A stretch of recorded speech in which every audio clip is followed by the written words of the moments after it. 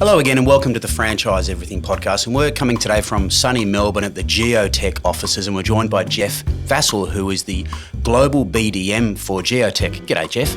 G'day, Glenn. Great to be here. Yes, excellent. Thank you for having us today, mate. No problem. And we're going to be talking today about using maps to create better business strategy.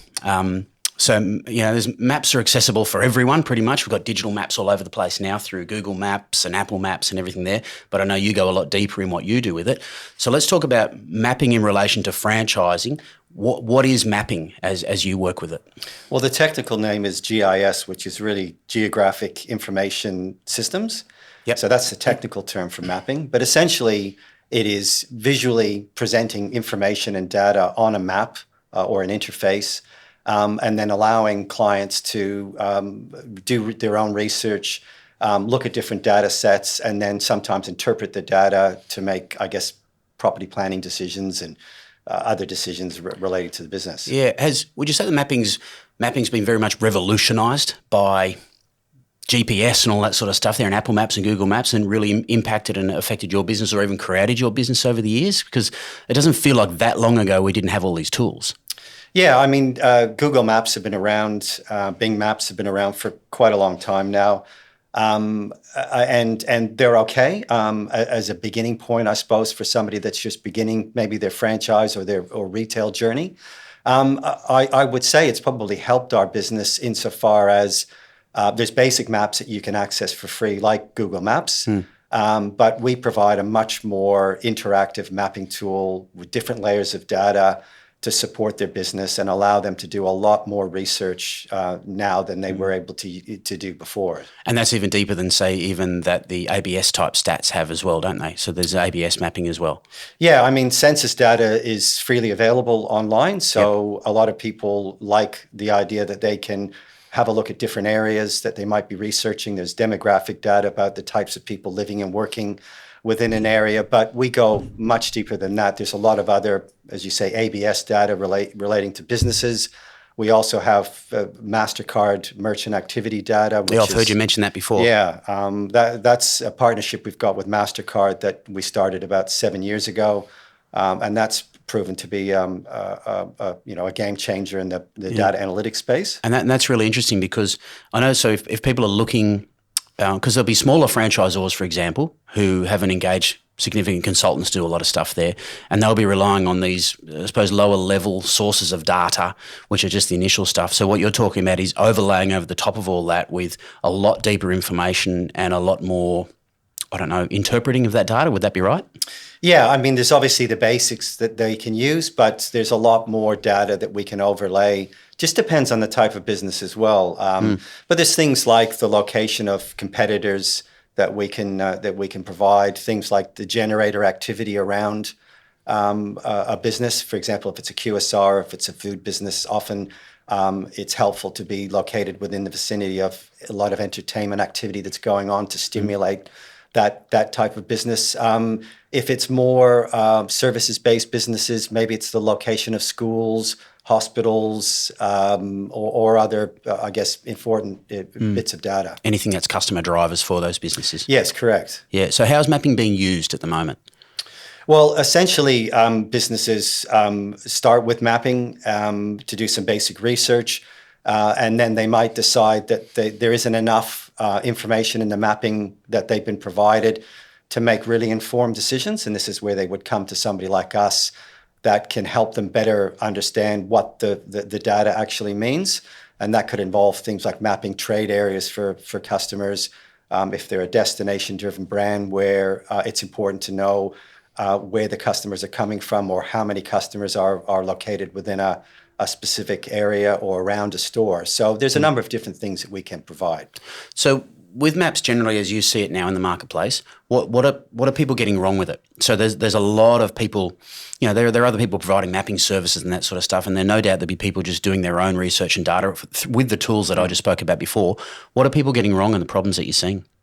Well, if it's a business that relies on having, a trade area due to contractual reasons, so if it's a franchisee that operates a specific territory where they've got boundaries that have been provided to them by the franchisor, and that forms part of that contractual arrangement, One of the biggest issues we find is that the data that they've used to support how big a territory might be is not relevant, or they haven't done enough analysis around how big the territory needs to be to support that business.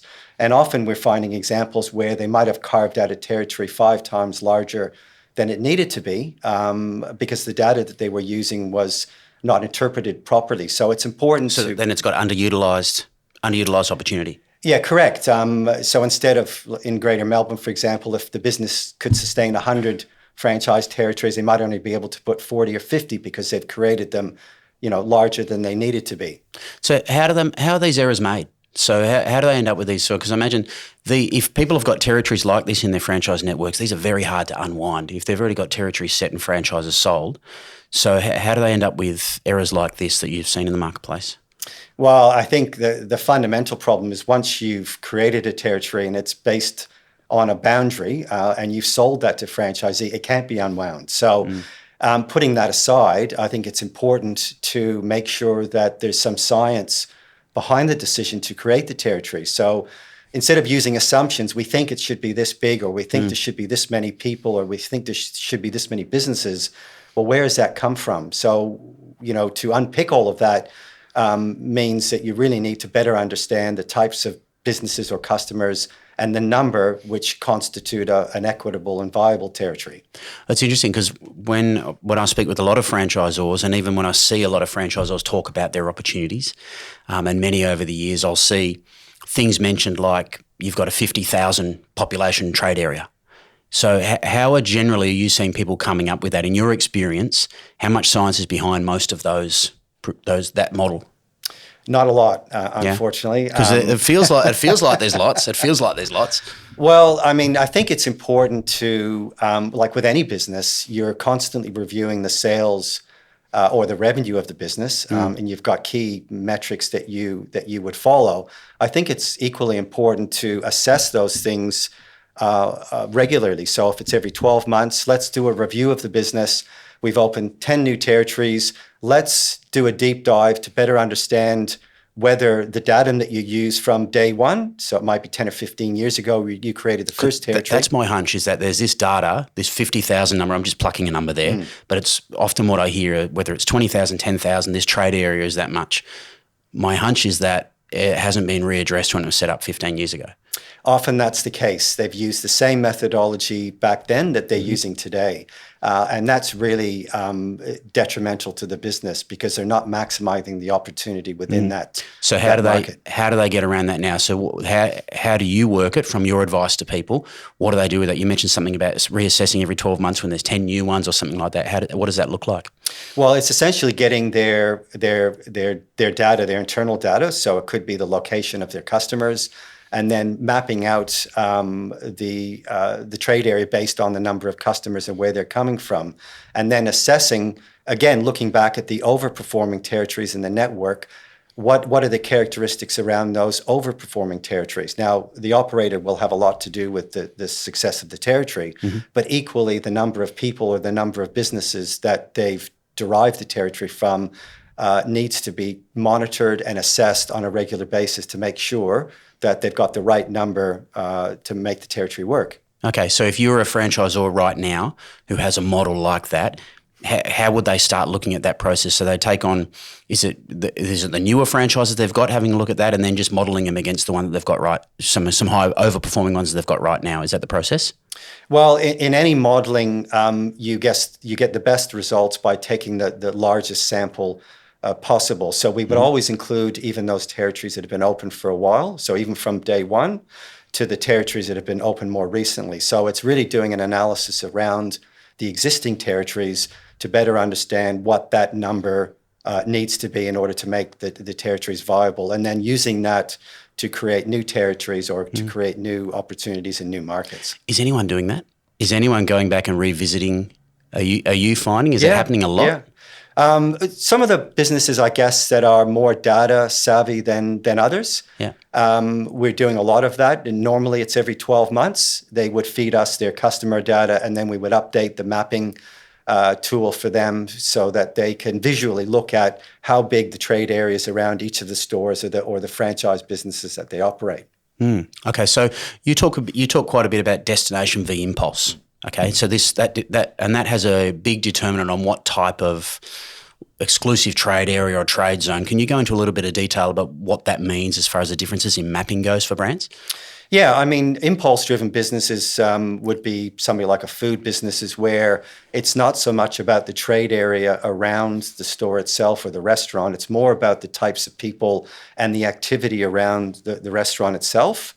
Whereas if you've got a service-based business that relies on a certain number of people within an area to sustain the business, it's more important to build that trade area because people will seek them out anyway. So there is a differentiation in terms of the expectations around mapping a QSR food brand as opposed to a more destinational business where somebody might seek them out anyway. Yeah, and how long does that sort of mapping take? So when you're doing that for brands, setting that sort of whole system up, how long does it take? I mean, the research component of that. It can take 2 or 3 weeks. I guess it just depends on how complex or how large the business is. But there's a process that we follow, a methodology that's proven over time to work effectively, and that's the methodology and the process that we undertake. So that might take 2 or 3 weeks, depending on the size of the business. Yeah. Do you find that there's much of an appreciation of how important it is? Well, if we are delivering the project to the client and they're getting a lot of value out of it by when they come to you. So are people really searching it out to think, I really want to make sure I'm maximising it, or are they looking, I just want to set up my franchise network and get this thing and get it rolling, or are they really looking to genuinely maximise every opportunity, every dollar available in the marketplace? Well, it depends. Some brands have not taken a data-driven approach and screwed things up. So there's a lot to be learned from that sort of approach where you haven't applied as much data as you probably should. But we're finding most businesses now are very data savvy. They're collecting and capturing a lot of data, but just not using it effectively or as effectively as they can. So how do you start with that? So just to give us a bit of an idea of a mapping process in your methodology, where do you start with building trade zones or exclusive trade zones for brands? What does it look like when you're doing that with a mapping process? Well, depending on the type of businesses, it would normally revolve around getting the location of all of their customers. And then once we've able to pin the location of the customers, we can then look at a defined trade area. And then we can make some calculations and assessments on the correct number or the right number of people or businesses within that trade area to create profitable and equitable franchise territories. So have you seen some horror stories in this, or have you seen some massive drama? You laugh a little bit about it. You've obviously seen a few. Yeah, look, I've been doing this for 6.5 years, and there's been a lot of cases where trade areas have been created that are far too big. And what are the consequences of that? So just to spell it out, what do you see as the consequences? Because there's no doubt franchisors coming to you with pain points. So what are the consequences of those far too big trade areas? Well, I mean, most people are creatures of habit. So if their store is located within the territory or they live close to where the store might be, then obviously, in a lot of cases, they're not going to want to travel a great deal outside that sort of radius, maybe 5 or 10 kilometers.